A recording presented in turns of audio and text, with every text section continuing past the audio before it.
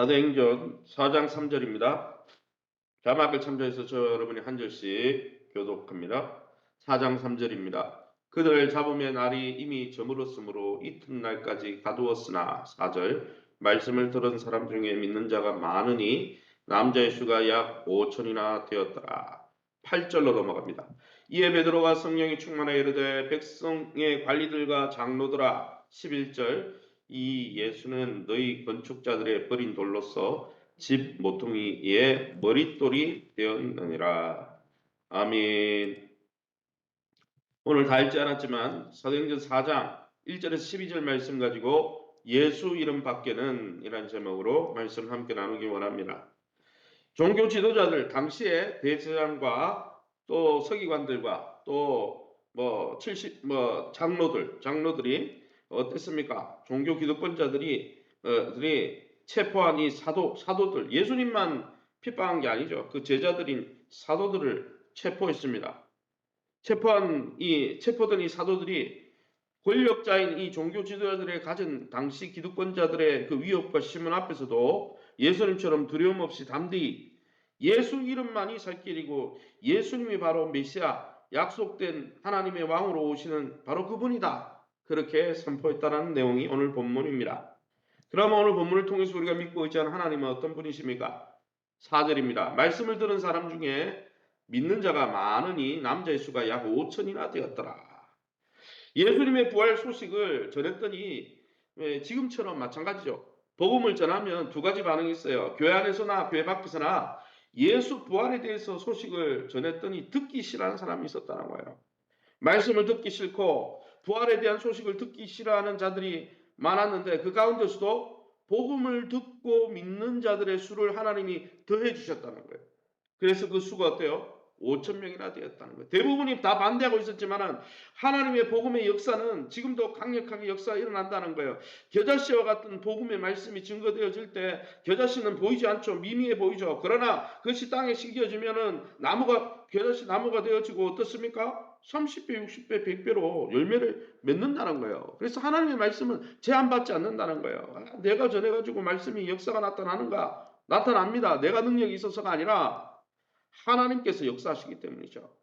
여러분, 예수님이 직접 하나님 나라를 이 땅에 계실 때 예수님이 직접 하나님 나라를 선포하는 그 시대에도 또 예수님이 부활 승천하시고 나서 그 제자들이 부활의 복음을 증거하는 시대에도 온갖 핍박과 냉대와 무시는 있었습니다. 하지만 어떻습니까? 하나님 나라는 언제나 믿는 자들 가운데 왕성하게 성장한다는 거예요. 세상 모든 사람을 다 구원하신 게 아니에요. 이것을 보면은. 반대하는 자들이 많이 있습니다. 하나님의 말씀을 무시하는 자들이 많이 있습니다. 듣지 않는 자들이 많이 있습니다. 그러나 그 가운데 하나님이 역사하셔서 구원받는 자들도 있다라는 것이죠. 이것 때문에 우리가 선교하는 것이고 전도하는 것이고 복음을 전하는 것이고 설교를 하는 것이고 여러분 예수님과 복음에 대한 이 시대의 무관심에 실망하지 말고 복음 전해보세요. 말씀 전해보세요. 아주 하찮게 여깁니다. 그러나 그러한 무관심에 실망할 필요가 없습니다. 왜요? 예수님 시대나 사도들의 시대나 동일했기 때문에 지금도 똑같습니다. 그러기 여러분 오늘도 믿는 자의 수를 더해가시는 하나님의 능력을 믿고 의지하면서 우리가 쉼없이 낙심하지 않고 주의 말씀을 뿌릴 수 있기를 예수 이름으로 축원합니다. 11절입니다. 이 예수는 너희 건축자들의 버린 돌로서 집 모퉁이의 머릿돌이 되었느니라. 건축자들에게는 버린 돌과 같은 예수님을 하나님 나라를 세우는 가장 결정적인 주춧돌이 되게 하신 하나님입니다. 이것은 이 11절에 나오는 것은 시편 118편 메시아 시편 제가 이거 가지고 석사 논문을 받았었는데요. 118편에 나오는 말씀이죠. 메시아에 대한 예언이 118편에 굉장히 많이 나오거든요. 가장 많이 인용된 성경이기도 합니다. 구약 성경 중에. 그런데 이 시편에 나오는 대로 어떻습니까? 하나님이 정말 당시에 어떻습니까? 건축자들과 같은 종교 지도자들, 유대 종교 지도자들, 하나님을 안다고 하면서 하나님을 믿지도 하나님을 왕으로도 모시지 않는 그들, 문인만 신자인 것처럼 보이는 그 유대 종교 지도자들은 예수님 십자가에 못 박아 버렸어요. 영문 밖에 갖다 폐기 처분했죠. 예수님을 십자가에 죽여서. 버린 것과 같죠. 버림받은 돌과 같았습니다. 그러나 하나님은 그를 다시 살리시고 부활시키시고 약속대로 메시아 우리의 왕으로 세우셔서 누구든지 왕으로 오신 예수님을 믿는 자들, 그분을 왕으로 주인으로 모신 자들을 하나님 백성 되게 하는 권세 있는 이름으로 예수의 이름을 세웠다는 것이죠. 그러므로 죽은 자 가운데서 부활하신 예수님 이름 아니면 그 어떤 위대한 이름, 세상의 성자들의 이름 다 쓸데없는 거예요. 그분들을 무시하는 게 아니라 그분들도 죽음의 권세를 이길 수 없고 병약한 권세를 이길 수 없어서 다 역사의 뒤안길로 사라졌잖아요. 예수님 말고는 우리에게 죽음을 이길 권세가 하나님의 구원을 얻을 수 있는 이름, 권세 있는 이름이 없다라는 것입니다. 오직 예수 이름만이 구원을 얻는다. 요즘 그런 진리를 이야기하면 종교다원주의니까 이것도 맞고 너도 맞고 나도 맞고 위아더 원 모두가 맞고 우리는 하나다. 이렇게 이야기하잖아요. 그러나 여러분 예수 이름만으로 구원을 얻는다는 이 진리가 배타적으로 때로는 독선적으로 비치는 이 시대 속에서도 이 말씀은 여전히 붙들어야 될 진리인 거예요. 많은 사람들이 그래요. 너도 답이 되고 나도 답이 되고. 그러면 여러분 수학 문제 못 풀죠. 1 더하기 1이 2도 되고 3도 되고 4도 되고 5도 되면 시험 칠 때 다 맞다 해줘야지. 진리는 배타적인 거예요. 수학적인 진리도 배타적인데 예수만이 구원받을 길이다. 그게 뭐 여러분 고집 센 사람들의 독선입니까? 그게 아니죠. 그게 진짜 진리라면 그럴 수밖에 없는 거죠. 진리는 배타성을 가지는 거예요. 1 더하기 1이 비 올 때는 5 됐다가 맑았을 때는 2가 됐다가 그런 게 아니에요. 1 더하기 1은 2지. 그 수학적인 진리도 그런데 배타적인데 삼수는 틀리는 거예요.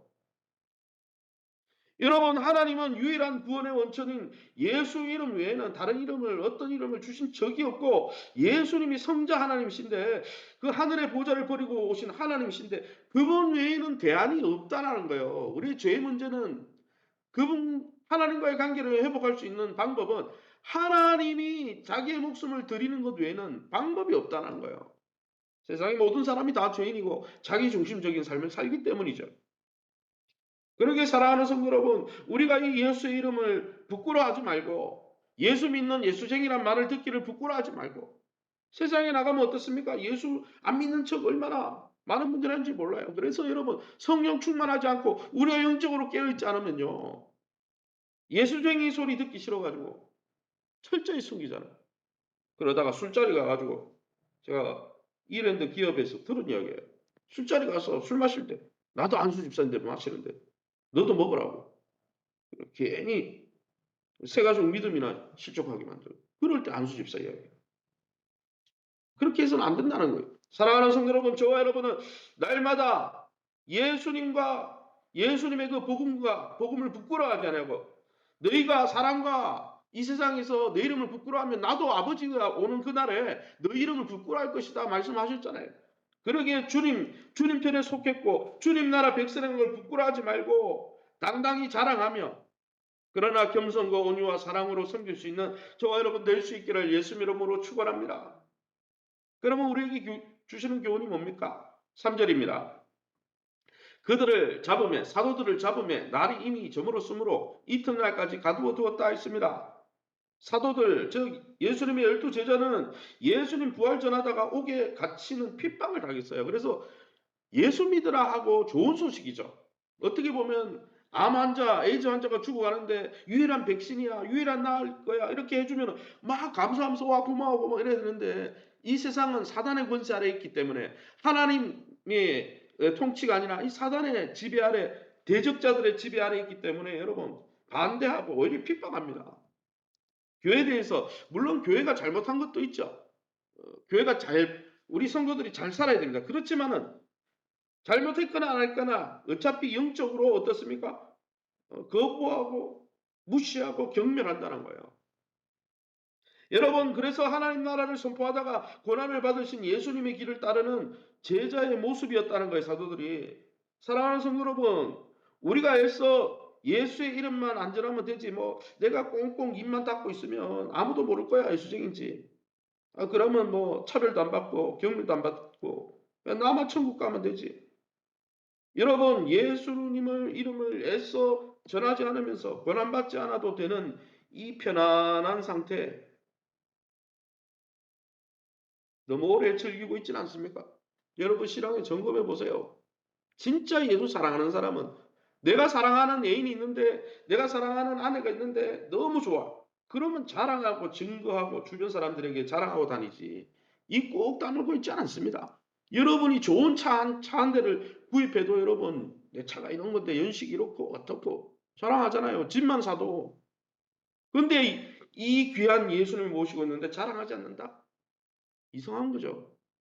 등경 아래 불을 가둬두면 안 되는 거예요. 빛은 드러내라고 등경 위에 두어서 어둠을 밝히라고 우리에게 신자가 되게 하신 것이죠. 8절 말씀입니다. 이에 베드로가 성령이 충만하여 이르되 백성의 관리들과 장로들아 한때 여종 앞에서 예수님을 3번이나 부인하고 부끄러워했던 나는 그 사람 모른다 부끄러워했던 베드로가 지금은 성령 충만하니까 권세자들이 목숨을 협박하는데도 담대히 복음을 전하면서 너희 백성과 관리들과 장로들아 들어라 이렇게 외치고 있는 것이죠. 사랑하는 성도 여러분, 우리도 성령으로 충만할 때 언제든지 누구 앞에서든지 막힘없이 복음을 전할 수 있는 것입니다. 그러게 날마다 기도하면서 성령 충만을 구하고 성령 충만이 뭡니까? 말씀의 지배를 받는 거예요. 말씀으로 충만하고 또 무엇입니까? 그리스도의 사랑으로 넘치는 것입니다. 말씀으로 충만하고 사랑으로 충만할 때 담대해지는 거예요. 담대해지는 거예요. 저와 여러분은 이러한 정말 하나님의 놀라운 복을 누릴 뿐 아니라 그 복을 증거하고 자랑하는데 복음을 부끄러워하지 않는 복음과 함께 수고하고 애쓰고 고난당하는 데까지 오리를 가져가면 심리까지 헌신하는 저와 여러분 다 될 수 있기를 예수님 이름으로 축원합니다. 시간을 우리 합심해서 기도할 때 이 시대를 사로잡고 있는 다원주의 모든 게 진리다라는 이 허상을 다 깨뜨리고 오직 예수의 이름의 권세만을 드러내는 그러나 겸손과 자비와 온유로 드러내는 우리 횃불교회 성도들이 되도록 이 땅에서 하나님 나라를 풍성히 누리는 교회가 될 수 있도록 1:1 양육과 목장 사역을 통해 또 주기도문 강의와 큐티 세미나를 통해 우리가 하나님의 은혜를 더 풍성히 누리는 교회가 될 수 있도록 수요 어린이 전도 선교 519 태신자 초청주일 티스테이블 사역을 통해서 우리가 이 열방에 또 이 지역사회 복음을 증거하는 교회 될 수 있도록 세우신 교회를 존귀 여기고 교회가 주님 몸입니다. 교회를 섬기는 자들 하나님 보내신 자들이에요. 하나님 우리가 존귀 여기고 서로를 존귀 여기고 교회를 귀히 여기고 주님 보내주신 성령 안에서 주님이 남겨두신 교회 안에서 성장하고 변화를 경험할 수 있도록 전행교 장로님 김명숙 권사님 권용호 성도님 김천희 집사님 또 자녀들의 학교과 기업을 위해서 우리 합심해서 통성